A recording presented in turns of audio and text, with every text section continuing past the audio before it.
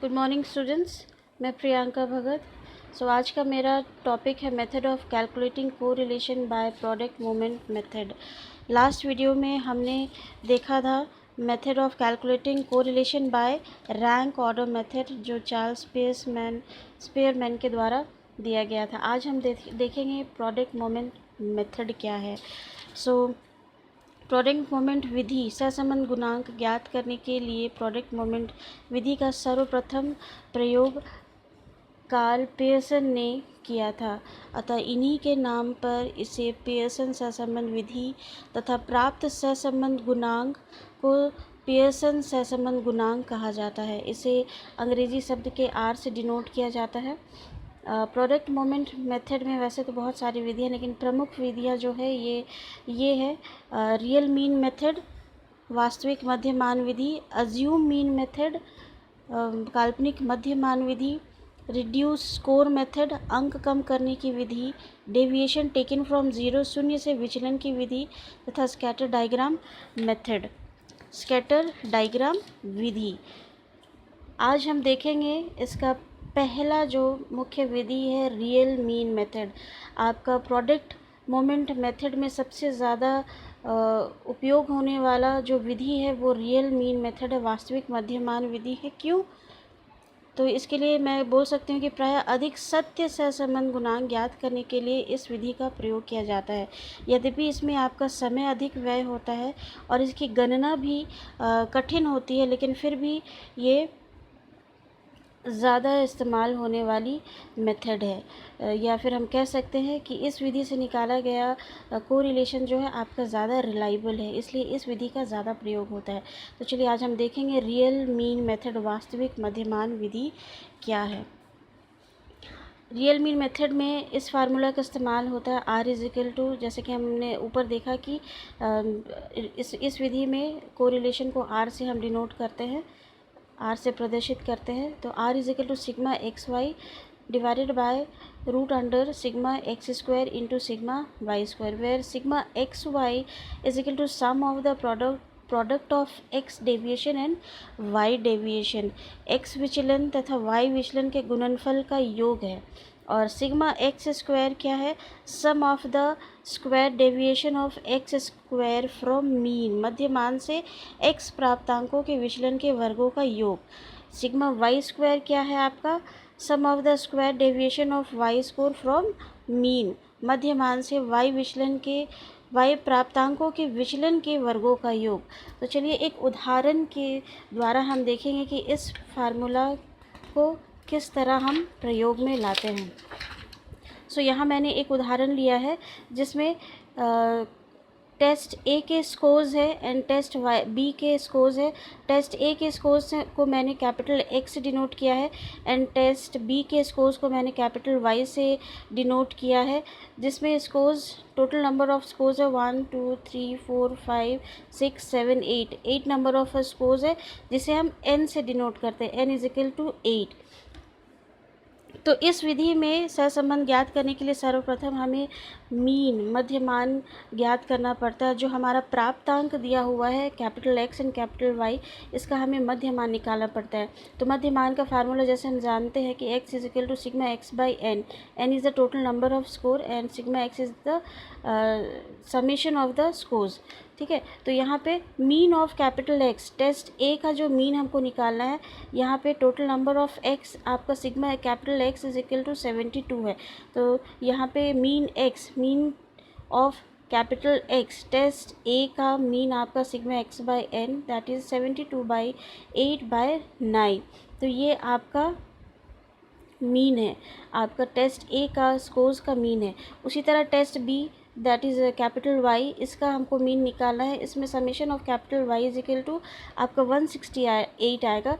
तो mean of Y is equal to आपका हो जाएगा sigma capital Y by n, 168/8, इसको डिवाइड करेंगे 21 आएगा। This is the mean of capital Y, mean of scores of test B.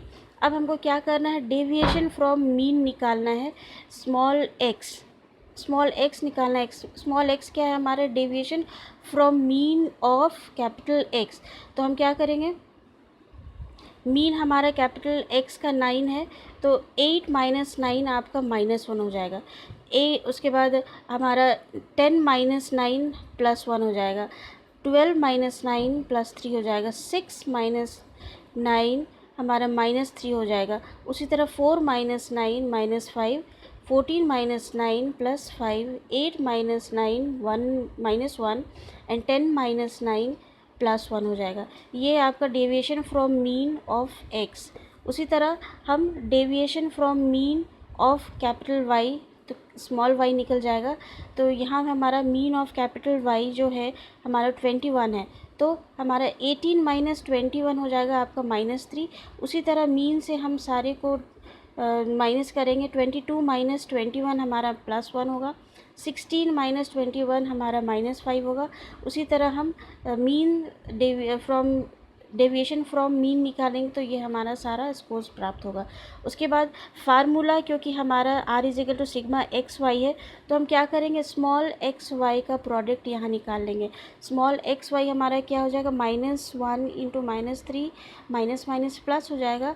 1 into 3 3, +1 into +1 +1, 3 into -5 -15, -3 into 0 0, -5 into +9 -45, +1 into -2 -10, -1 into +3 -3, +1 into -3 that is -3।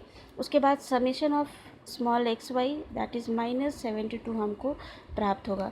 अब हमको क्या करना है, इस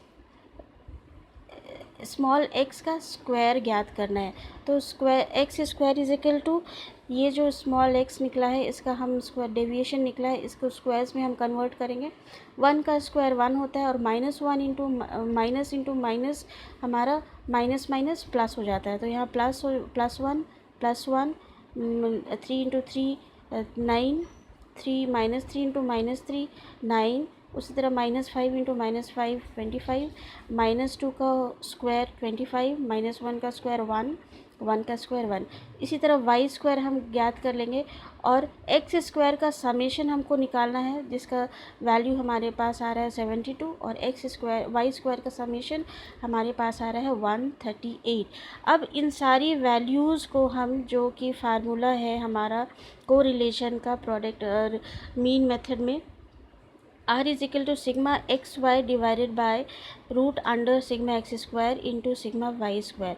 हमारे पास सिग्मा एक्स वाई का समेशन है, उसका वैल्यू है हमारे पास -72। तो इसको पुट करेंगे -72, sigma x square 72, sigma y square 138। उसके बाद कैलकुलेट करेंगे -72, ये दोनों को मल्टीप्लाई करने के बाद 9936 आता है। उसके बाद इसका समेशन जब हम निकालेंगे समेशन मेथड से, तो समेशन स्क्वायर रूट निकालेंगे, तो हमको प्राप्त होगा 99.68। ठीक है, तो ये हमारा इसके बाद हमारा आता है -72 डिवाइडेड बाय 99.68, ये हमारा वैल्यू आ रहा है। फिर इसको जब हम सॉल्व करेंगे तो हमारे पास वैल्यू आ रहा है -0.772, ये हमारा नेगेटिव कोरिलेशन आ रहा है। तो इस एग्ज़ाम्पल का जो test A and test B है, test A and test B का हमारे पास जो कोरिलेशन आ रहा है वो है -0.72। अगर इस कोरिलेशन कोफिशिएंट का हम अगर व्याख्या करें, तो हम बोल सकते हैं कि परीक्षण ए एवं परीक्षण बी का सहसंबंध गुणांक -0.72 है, जो उच्च ऋणात्मक सहसंबंध को प्रदर्शित करता है। ठीक है, अर्थात जैसे जैसे छात्रों की प्रगति परीक्षा ए में बढ़ती जाती है, परीक्षा बी में उसकी मात्रा घटती जाती है। तो इसकी व्याख्या हम इस प्रकार से कर सकते हैं, या फिर इसी प्रकार जैसे जैसे परीक्षा बी में योग्यता बढ़ती है, परीक्षण ए में वह घटती जाती है। तो इस तरीके से हम आपका कोरिलेशन प्रोडक्ट मोमेंट मेथड का जो सबसे प्रचलित विधि है आपका रियल मीन मेथड, इस विधि से हम कैलकुलेशन करके कोरिलेशन निकाल सकते हैं। तो ये आज का हमारा टॉपिक कवर होता है। आज हमने देखा method of calculating correlation by product moment method, जिसमें से सबसे प्रचलित विधि जो है रियल मीन मेथड, उसका हमने कैलकुलेशन देखा। उसका formula R=σxy divided by √σx² into σy², जिसको हमने एक उदाहरण के साथ समझा कि हम इस विधि से कोरिलेशन कैसे ज्ञात करते हैं। सो आज के लिए बस इतना ही। Thank you.